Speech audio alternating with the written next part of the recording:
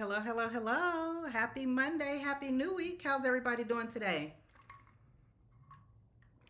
How are y'all doing today? Listen, I got a good one for y'all. I hope you're ready. I know I say that every single time, but what can I say? Hello, hello, hello. Thanks for joining. Listen, if you are just joining live or even if you're watching the replay, I want you to drop where you are watching this video from in the comments because I love seeing where everybody is tuning in from because we are about to have a really good conversation today. So I want you to settle in. Close a couple of your browser tabs, put your phone face down for a second, go get your water, your tea, or your wine, or whatever it is that you're drinking on, because what I'm about to share with you is one of those things that changes how you see yourself. And once you see it, y'all, you can't unsee it. Hello, hello, hello. Thanks for joining. So, we are going to be talking about why you might be sitting on 6 figures worth of income potential and you have absolutely no idea. And I'm not saying this as a motivational phrase, okay? I mean, literally, you might be sitting on 6 figures worth of income potential and have absolutely no idea that you are.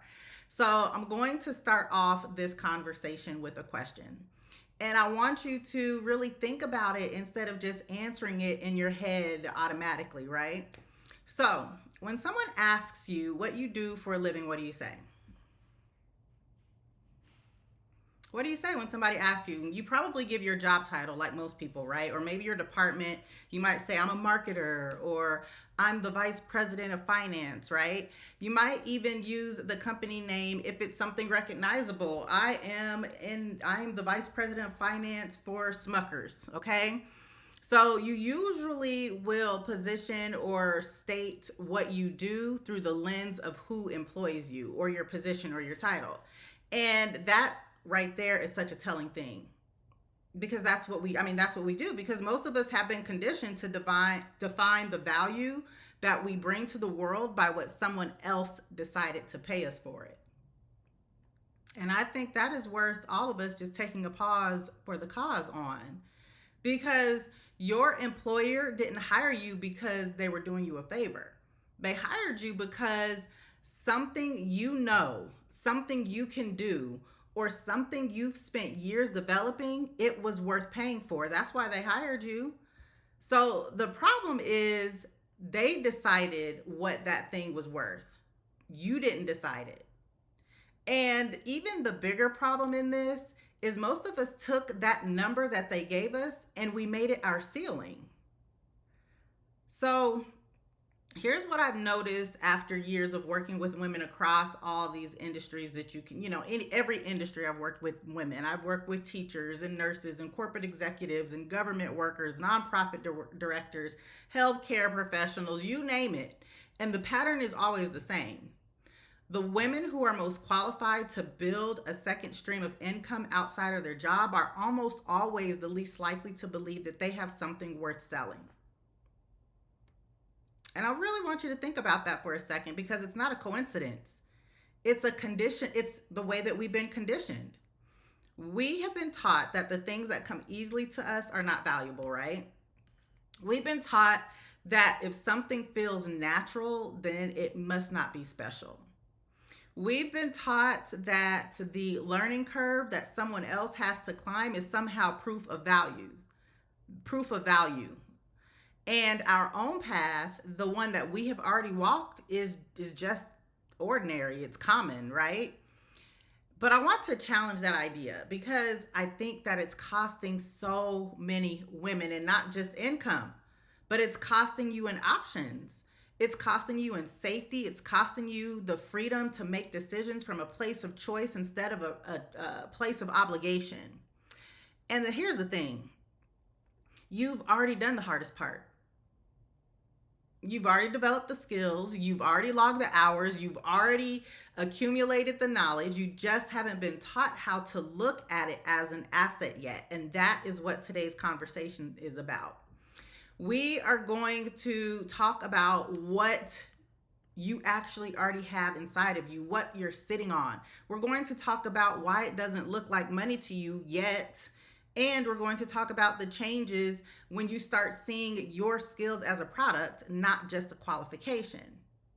So, if you are going to stay for this entire conversation, whether you are watching live or the replay, I want you to drop a number 1 in the comments right now. I want to know that you are here with me. And if someone sent this to you and you've never been on one of my live streams before, hello, welcome. Welcome back to another episode of Nick at Noon. My name is Nick Scott. I am the founder and the CEO of Her Income Edit. We are an online education platform where we help professional women turn their skills into coaching income, digital products, and online businesses. Essentially, we help women turn their skills into income streams outside of their 9-to-5s. If you haven't already, I'm going to invite you to go get your pencil. If you write with pencil, go get that too. Go get your notebooks and your pens or whatever it is that you take notes on. Text this link to your biz bestie. Text the link to this video. Drop it in the group chat. Let people know that we are live and we're talking about the things that you are sitting on that are very valuable right now. Okay, we are going to have a good time today, and let's just go on and get into it. Okay. Hello, hello, hello. Thanks for joining. So, I want to tell you something that took me a long time to understand about myself. When I started building income outside of my job years ago, the very first time I started if you know my story, you know I've been building online since 2008. And that building online in 2008 was actually because I was working in a position that I felt like I needed a creative outlet for. And so I started doing something online. So each time that I have started, an online, whatever, fill in the blank, it has always been alongside of a job. But the very first time that I consciously did it, where it wasn't like a creative outlet, I kept waiting until I felt ready, right? When I got into this coaching space in 2017-18, I did it alongside of a full-time job. And I kept telling myself I wasn't ready. I kept telling myself that I wasn't qualified enough. I kept telling myself that what I knew wasn't substantial enough to charge for. And what I didn't understand at the time, I'm taking you back to about 2017, 2018, when I started and launched my very first coaching program online. Okay, not all the way back to 2008. So if you're just joining, this is what I'm talking about. So what I didn't understand at the time was that my waiting, it was a symptom. It wasn't a strategy at all, because the longer that you know something, the more invisible it comes to you. So I want you to think about it like this. If you've been driving a car, right? You've been driving for 15 years. You don't even think about driving, do you?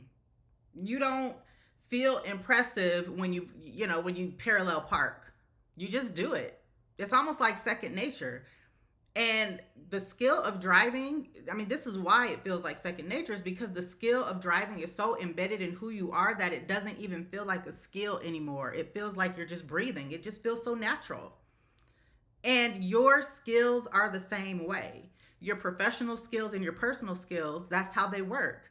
So the frameworks that you've built over a decade of doing your job, the way that you can read a room and spot and diagnose a problem, the way that you can navigate a system that would take someone else 6 months to figure out, the insights that you give your colleagues, your friends, your family, your children, your parents, your clients, the ones that they screenshot and then they text it to other people, those all feel like casual conversations to you because you've been doing it. It feels like second nature. It's almost like driving.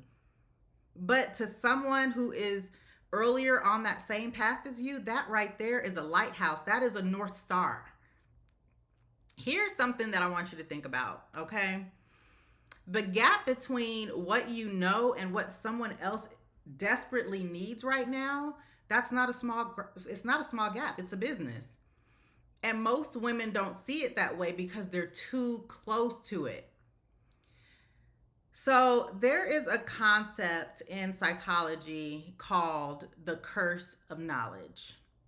The curse of knowledge. And essentially, what it means is once you know something and you're very intimate with it, you lose the ability to imagine what it was like to not know that thing. Like, you literally can't go back and feel the confusion that someone else is standing in. And that's what this curse of knowledge is. And that right there is a problem for monetization, because the very thing that makes you qualified is the same thing that makes your skills feel unremarkable to you. Hello, hello, hello. Thanks for joining. So the thing about it is you've already crossed the bridge, and you have crossed that bridge so many times that you forgot what it felt like to be on the other side when you started crossing that bridge the very first time. But there are women who are standing on the other side of that bridge right now, and they're looking where you are. And they are struggling with exactly what you've already figured out, and they would pay a premium. And wait, but they are paying a premium. They're paying a premium for someone to help them walk across that bridge. Now I want to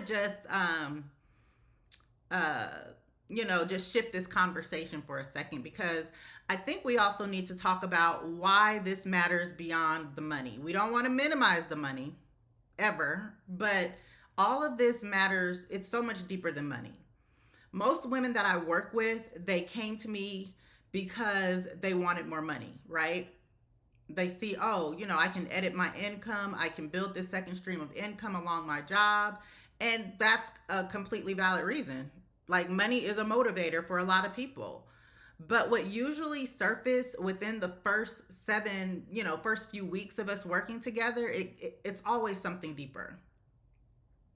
And that is the anxiety that comes from knowing that your entire financial life is dependent on one source of income.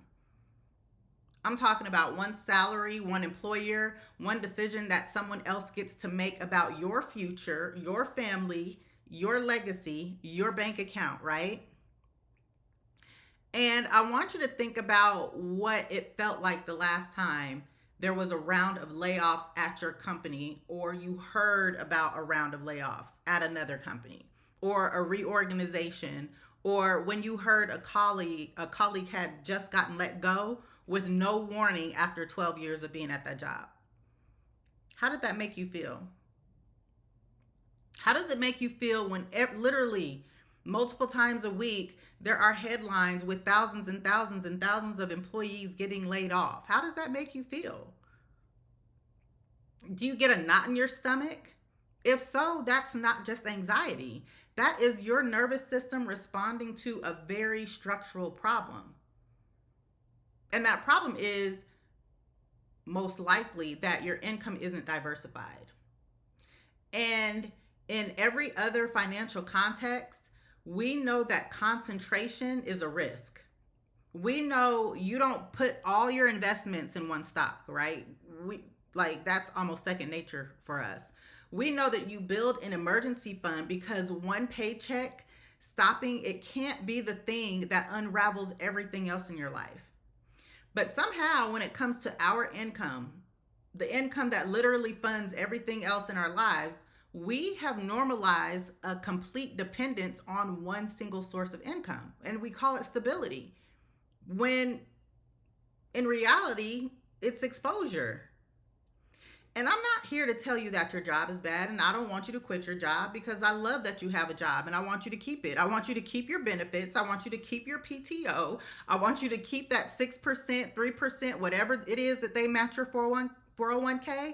I want you to keep it. I truly want you to keep it. But what I am saying is that your job was never designed to be your only plan. And that's not a flaw in you.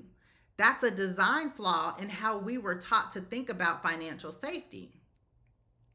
Here's the thing. Safety isn't one big income. Safety is income from multiple sources that can't all be taken away from you at the same time. That's what safety is. And that is the shift that I really want women to make. And that is the whole premise of her income edit. And the moment most women make that shift, they stop seeing their skills as a backup option, and then they start seeing their skills as leverage, not a plan B.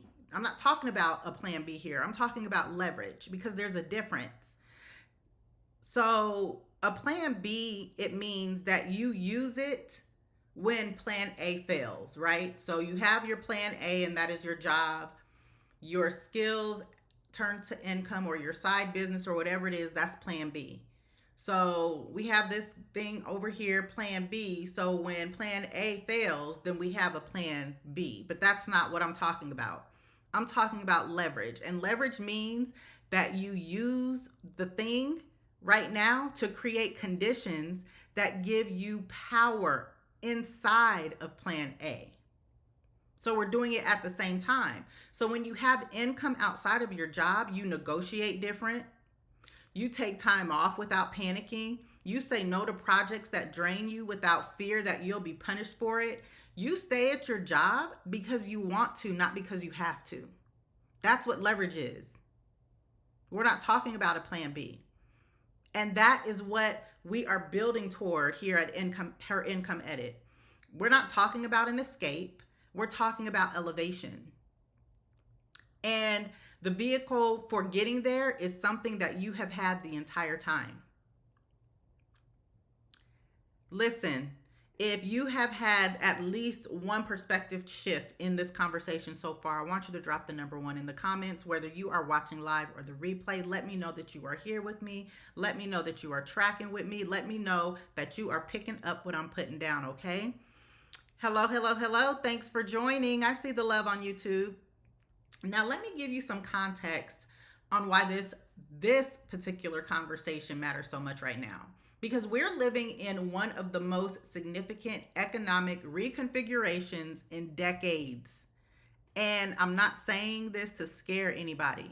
I'm saying it because I want you to understand why the strategy that I'm talking about is not a trend. This is a literal response to something structural. The labor market has been unpredictable in ways that feel almost unfair. Like it is not fair that when I leave my job, I have to give them the courtesy of a 2-week notice minimum, right? But when they eliminate my position, they can do it just like that. And they're like, oh, instantly, your job is gone immediately. Like, how is that fair? How is that fair? That's some type of power dynamic, right? So the point is, the labor market has been unpredictable in ways that feel unfair. Like people with stellar performance reviews, long tenures, advanced degrees, they're getting laid off with no notice. Our employers, your job doesn't have to give you a 2-week notice the way that you have to give them a 2-week notice. And it's not because these people are getting laid off, not because they did anything wrong. It's because of budget decisions that are made by people that are 3 levels above them in response to quarterly projections, in response to investor pressure, in response to the board, in response to the fact that I want to get an IPO, whatever the thing is, right? And here's the thing about all of that, and I want you to really, really just to internalize this. None of what I'm talking about, these layoffs, these restructurings, departments being gone and that existed yesterday and then they're gone today, none of that has to do with how good you are. Because you can be excellent at your job and still lose it. I was. My performance reviews, it said it. And it's not a threat. It's not a threat. That is just the honest reality of being an employee today. And knowing that reality, it changes what your planning should look like. Here's what is also true. We are in what I would consider the golden era of skills-based income.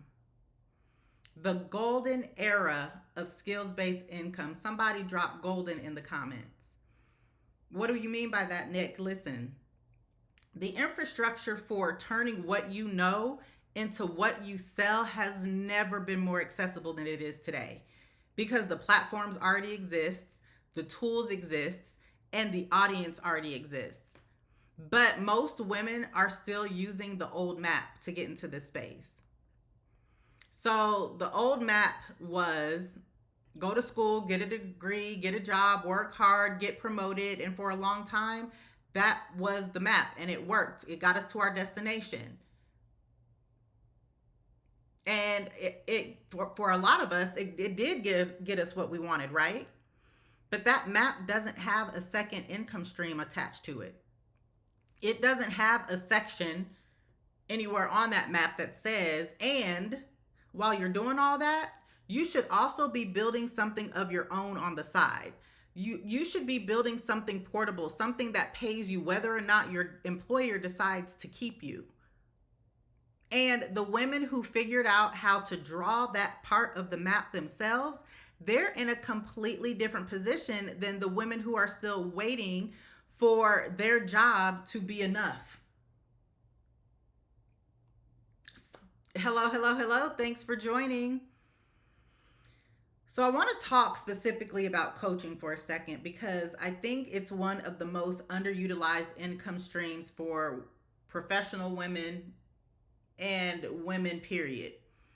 And I also believe that it is one of the income streams that is most misunderstood. Because when a lot of women hear the word coaching, they picture a very specific thing. They think of life coaching. They think about mindset work or vague inspiration. And that's not my lane. And I'm sure if you're watching this video, that's not your lane either. That's not your zone of genius. So when you hear the word coaching, you immediately just opt yourself out of it because of the visual that pops into your mind about life coaching and mindset work and inspiration. But coaching is so much more wide. It's way bigger than that. Coaching is literally just teaching someone how to do something you already know how to do and doing it in a structured, supported way. That's all coaching is. So it could be career coaching, financial coaching, communication coaching, leadership coaching, parent strategy coaching, health and wellness coaching, organizational coaching, job search coaching, interview prep, negotiation coaching, systems and productivity coaching, creative coaching, business development coaching. Listen, I could keep going on and on and on and on and on about the different types of coaching that you can do. Whatever your skill is, whatever the problem that you've spent years solving, there is a version of coaching that is built around that.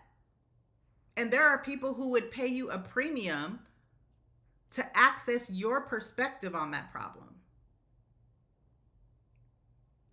Are y'all feeling me on this? And here's what makes coaching different from any other income model for women specifically. Coaching does not require you to build a product before you get paid. It doesn't require any inventory. It doesn't require you to accumulate or build a massive social media following. It doesn't even require you to quit your job. Like, you literally can start with the skills that you have right now. You can have your first client in the next few weeks. It doesn't take you months to get paid. And you can start to generate a meaningful income. Listen, I'm not talking about side hustle money. I mean income that literally changes your financial picture. And you can do this without overhauling your entire life to do it. You don't have to burn it to the ground. You don't have to quit your job. In fact, I teach my clients, don't quit your job. Your job is leverage. Your job should be the first investor in your coaching business. And that's why coaching is where I always point women to who are serious about building a second stream of income. And it's not because it's the only path, okay? Let's be clear. Coaching is not the only path, but it is often most aligned and it is the most accessible first step. Now, what I'm about to say is super important. And if you're taking notes, I want you to write this down because this is very, very, very important. I'm not saying that coaching is easy. I'll never say that. What I am saying is that it's doable. And those are two different things. Because there is a learning curve in this. There is the part where you figure out who you serve and how you position what you offer. There's the part where you have to get comfortable talking about money and putting a price on your skills. And there's the part where you have to build confidence to say out loud, this is what I do and this is how much I charge for it. And that part, it takes support. If I were brand new into this, I would get support. I have hired coaches. I have spent tens of thousands of dollars on coaching for myself. Right? So I've had the support. I would encourage anybody who wants to get into this to pay for some support, to get the structure, to access some structure. And the thing about it is that part, the support and the structure, that is exactly what I help women work through inside my group coaching program, Ignite. But the foundation of your coaching business, the raw material, you already have it. You already have it. Hello, hello, hello. Thanks for joining. Now, I want to ask you something, and I want you to answer this question, whether you're taking notes, whether if you have your phone, you can pop open your notes app. If you feel so inclined, you can drop it in the comments or the chat. Pick up a piece of scrap paper. I want you to answer this question, okay? I want you to actually physically answer this question in writing. Outside of your job title, how do you describe what you're good at? Now, that's going to be a homework assignment for you after this, because I imagine that answering that question is going to take you just, a little bit of internal auditing to come up with a good answer to that question. So the question again is, outside of your job title, how do you describe what you're good at? And when you answer this question, when you come back to this question later, I don't want you to answer it based off of what your resume says or what your LinkedIn profile says or what your performance review says. I want you to really do an internal audit, and I want you to know, how do you describe it? How do you describe what you're good at? Because for a lot of women, this question right here, it creates a long pause. And that's why I said, come back to this question as homework. After this live is over, go back to this question, think about it, ponder on it, percolate on it, do that internal auditing that I just said, so you can give yourself a real answer. The thing is, we are so used to describing our value through the lens of our employer that we have lost all language for describing what we are good at on our own terms. And that's a problem. Because if you can't articulate your own value without referencing someone else's system, you're going to struggle to sell it. I am going to say that again, because this is so very important. And it is the whole point of this whole conversation, right? If you cannot articulate your own value without referencing someone else's system, you are going to struggle to sell it. And I want to say something about that word, sell, because I know it makes a lot of people uncomfortable, because we have been taught that selling yourself is distasteful, that people who have to market themselves, they must not be good enough to let their work speak for itself. That if you're the one talking about you and your offer, that you must not have enough testimonials to do it for you. And let me tell you something, all of that is a flat out lie. Because what selling is, it's communication. Selling is telling the right person that you can solve a problem that they're currently struggling with. It's not manipulation, it's a service. And the discomfort that you might feel around the word selling, it is worth examining. Again, doing an internal audit on that. Because a lot of the time, the discomfort isn't about integrity, it's about visibility. And visibility is the muscle that most women have been actively discouraged from building. We've been literally conditioned to hide, to not talk about our value, to not talk publicly about the things that we're good at, right? But here's what I want you to think about. You were not made to be excellent in private. You were not made to be excellent in private. Your gifts were not given to you so they could be in the closet collecting dust. Your zone of genius, the thing that you have been blessed with, it was not given to you and bestowed upon you so that you can stay small and shrink and never tell anybody or share it with anybody. The skills that you have built, the problems that you can solve, the transformation that you can walk someone through, keeping that locked inside of your 9 to 5 is not humility, y'all. Keeping it locked inside of what you do for your family and your friends and your church and the boards that you sit on and your sorority and in your community, keeping that stuff locked inside of those spaces, that is not humility. It is underutilization. And I think a lot of women can feel the weight of that, even if they don't have the words for that. Like, there is this low grade sense of more, right? You have this great salary, these great benefits, this wonderful family. Active in my community. I'm doing all the things that I was told to do, but yet and still I have this low grade sense of more. Like, there's something that you're supposed to be doing that you haven't started yet. Like, your job is good, but it's not the whole picture. And that feeling is not restlessness. It is not you being ungrateful. That is alignment, and it's calling you. And what I have found over and over again is that when women start building income around their skills, they don't just feel more financially safe, they feel more like themselves.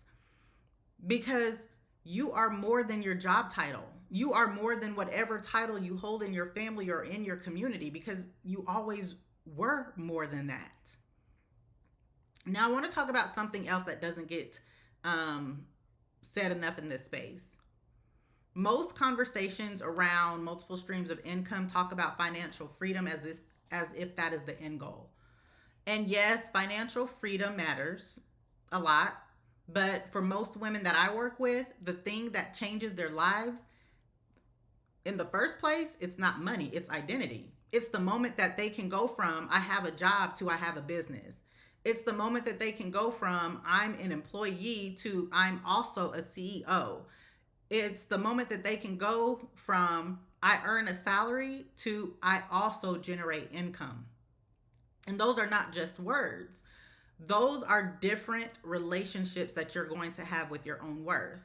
And when you start a coaching business, even if it's a small one, even if you're just starting, you start making decisions like an owner. You start thinking about your skills as assets. You start protecting your time. You start showing up different in your job, in your life, in your community, because your sense of safety is no longer entirely dependent on someone else's decision making. And that right there, it compounds over time. And it starts way before you start making a lot of money. I have watched women negotiate raises after starting their coaching businesses. And it's not because they threatened to leave. It was because they no longer negotiated from a place of or a spirit of desperation. Like, your walkaway power will change the whole conversation.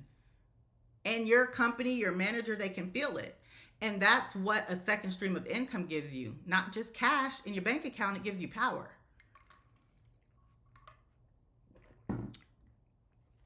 And let me be clear about what kind of power I'm talking about, because this isn't the kind of power that you'll wield over somebody else. It's the kind of power that you have over your own choices. The most powerful thing you can do for your career is not the most powerful thing you can do for your career isn't need for you to save it. isn't the need for your career to save you. The most powerful thing you can do for your career isn't for you to need it to save you. So when you show up to your job knowing that you have options, things start changing. Like the way you communicate changes, the way you take feedback, it changes, the way you navigate the politics in your office, the way you decide what you're going to tolerate and what you can walk away from.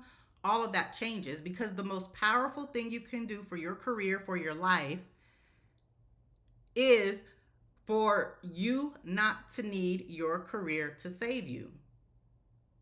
You stop managing your employer's feelings about you and you start managing your career with intention. And that right there is worth building toward because it's a certain sense of freedom. Hello, hello, hello. Thanks for joining. So I want to give you some of the things we've been told about our income and work and what's possible, because I think a lot of what's holding most women back, it isn't a lack of information. Because you have the information. It's the wrong information that got to you first. The wrong information that got to you first. That's probably what's holding a lot of women back in this. Let's talk about it. Lie number one. The more education you have, the more safe you are. Listen, I have an advanced degree. I have a master's in business administration. And like most women, I believed the more education you have, the more safe you are. And I have watched women with PhDs, master's degrees, decades of experience get restructured out of organizations that turned around and brought contractors in at half the price. Education is valuable. It is valuable because let's be clear. Had I not had at least a bachelor's degree, I probably wouldn't have made the salary that I've made over my career. So education is valuable in certain spaces. Credentials are valuable, but education and credentials, it's not the same as safety. Safety is your ability to generate income. Safety is your ability to generate income. It is not your right to a specific paycheck. The most educated women in the room are sometimes the most financially vulnerable because they've invested so much in their credentials that they forgot to invest in the skill of making money outside of a structure that someone else owns. Lie number one, the more education you have, the more safe you are. And lie number two, asking for more money is the answer. Listen, raises are great. It feels amazing, right? But here's what I want you to do. The next time you're offered a raise, I want you to negotiate that raise. Always ask for more money. But here's the thing. Your raise is still tied to that one stream of income. So if your company closes, guess what? Your raise closes with it. If your department gets cut like mine did, your raise, all of the raises that I had, it got cut with it. Raises are an addition. They make your salary and that one stream of income slightly bigger, right? But diversification is structural and it changes the entire architecture of your financial life. We have been so trained to negotiate within a box. And I want you to start thinking about what's outside of that box. Lie number three. You need a big audience to make any real money online. This one right here, it runs rampant through these internet streets and it keeps so many qualified women from ever starting. You don't need 10,000 followers to have a six-figure coaching business. I have watched women build high 4 and low 5-figure months with audiences under 500 people. Because when they got into this, they were specific. These women were specific, they were skilled, and they served their audience with depth. Wide reach without depth is just noise. There's enough noise on the internet. But a small, aligned audience who trusts you and needs what you have to offer is a business. If you have been waiting until you have enough followers to start, you have been waiting for the wrong thing. Lie number 4. If you were meant to do more, it would have found you by now. And this one, I really want to push back on this one the hardest because it is the most insidious. Opportunity doesn't find you. You build opportunity. You literally create opportunity. And building opportunity isn't passive. It requires you to decide that your knowledge has value, that other people deserve to have access to that knowledge, and that you're willing to put it in a form that someone can get that knowledge. That is an active choice. It's not a passive choice. And every day you wait for permission is a day you spend deferring that choice to some external force that was never going to give it to you anyway. Listen, y'all. The door that you're waiting for someone to open for you, you have been holding the key the entire time. Now, let me give you something actionable, because I don't want today just to be about inspiration without application. I already gave you the one homework assignment, right? And if you're just joining and you missed the homework assignment, I encourage you to go back and run this on replay so you can get that homework assignment, because I think it's a really good internal auditing exercise that is very valuable for someone who's looking to get into this. So there are 3 types of women who are most positioned to build a coaching business. And I'm curious how many of these might feel like you. So if any of this sounds like you as I go through it, I want you to drop a number 2 in the chat. Okay? So the first woman is the unofficial mentor everywhere she goes. I'm talking about she's the mentor to her colleagues, her friends. People ask her to coffee just so they can pick her brain. This woman is giving coaching away for free, and she's been doing it her entire life. She just didn't have a name for it. Is that you? If that's you, drop a number 2 in the chat. The second kind of woman is someone who has navigated something significant, a career transition, a financial rebuild, a leadership challenge, or an industry shift. This woman, she's come out on the other side with a framework that she built because she had to. And this woman knows something very specific about how to get through something hard. And if this is you, drop a number 2 in the chat. There are women still in the middle of what it is that she already has figured out the hard way. If that's you, drop a number 2 in the chat. The third type of woman, this is one who is so competent inside of a specialized function, right? So whether that's finance, HR, operations, communications, healthcare, education, this woman has watched people with less skills charge more for the skills and the knowledge that she has. She's watched other people charge a whole lot of money in their consultant business, in their coaching business, and she's watched them do this for years. So this woman knows that the information she has is valuable. She just hasn't packaged it yet. She doesn't know how to package it yet. Does that sound like you? Drop a number 2 in the chat. If any of those feel like you, listen, you are not missing talent. You might just be missing the structure and the support, those things that we talked about earlier, right? And that's what I want to talk about in just a minute, because I think the gap between knowing you have something valuable and then actually generating income from that thing is a very specific gap, and it has a very specific solution. I want to tell you what I have learned about why smart, capable, and high achieving women stay stuck in the I know I should do something with this, why they stay stuck in that phase for years. Because it's not knowledge, because you have enough of that. It is not motivation, because you are plenty motivated. You're just motivated and spinning your wheels and going in circles, right? It is structure. It's accountability.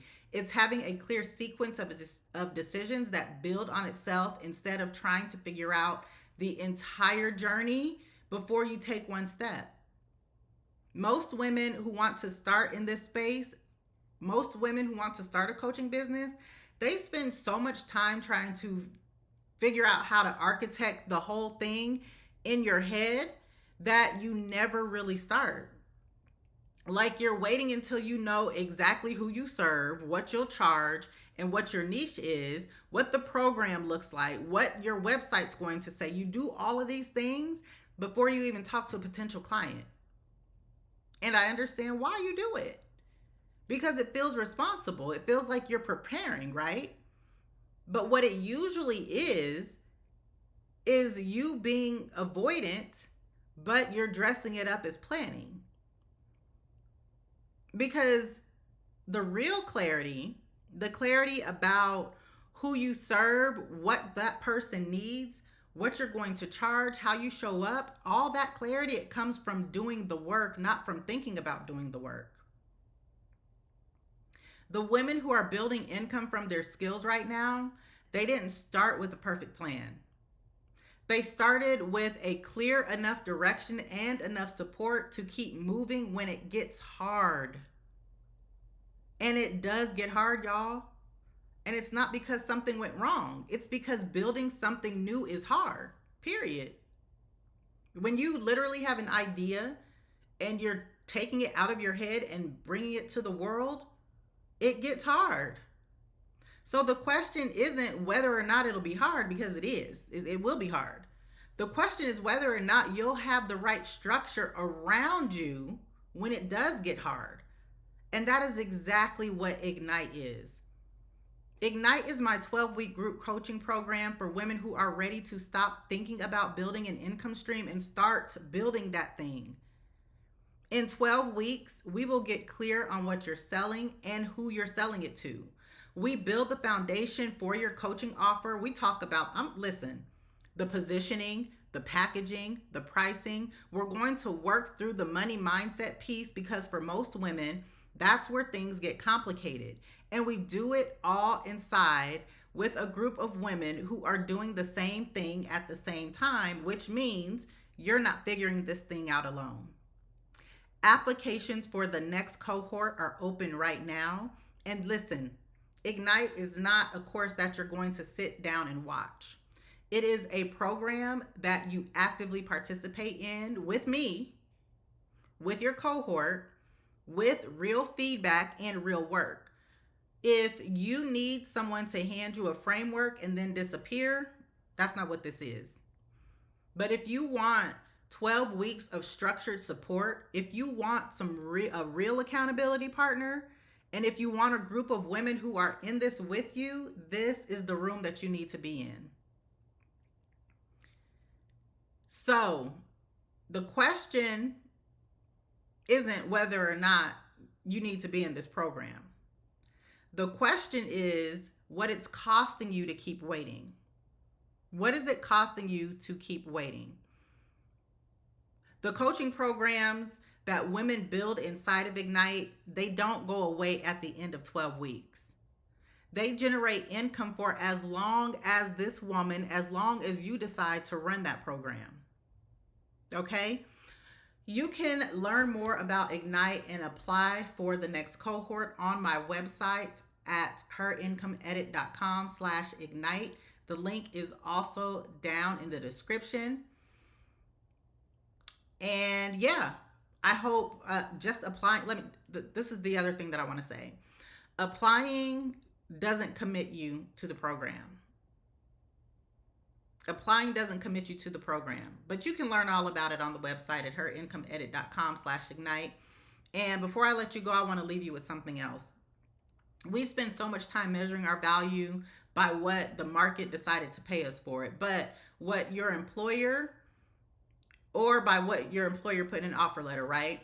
By what your job description said your role is worth. And I think we've been confused what we were offered with what we're actually worth, because those are two different numbers. What you make at your job and what you're worth, they're two different numbers.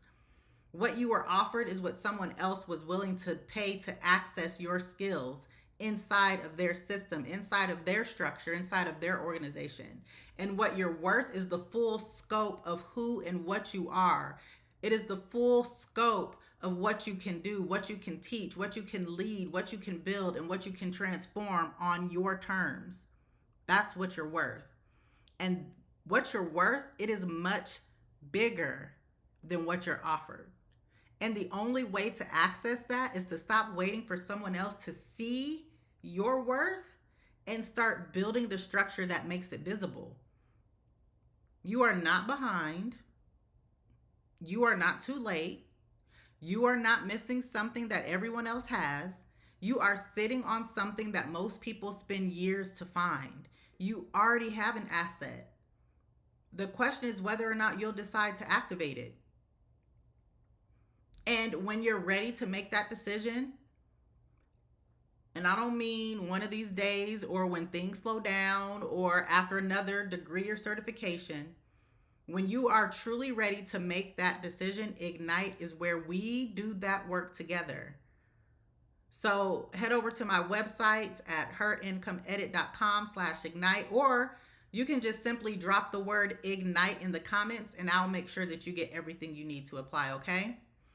I want to thank each and every one of you who popped in and out of today's live for being here today. The fact that you showed up, the fact that you stayed, and the fact that you gave this your attention, it tells me that you are someone who is serious. And serious is exactly who I build all of my programs for, okay? Thanks so much for joining. Happy Monday. Happy New Week. Yeah, I'm excited. I appreciate you sticking with me, for rocking with me. My name is Nick Scott. This was another episode of Nick at Noon. If you haven't already, hit that subscribe button and turn your bell notifications on so you don't miss a beat. Listen, on my YouTube channel, I am right at the beginnings of a 100-day sprint where I am posting one video a day for 100 days. So I don't want you to miss that. So make sure you get subscribed. Applications for the next cohort of Ignite are open at herincomeedit.com/ignite. Thanks again for joining me, and I'll see you in the next one. All right.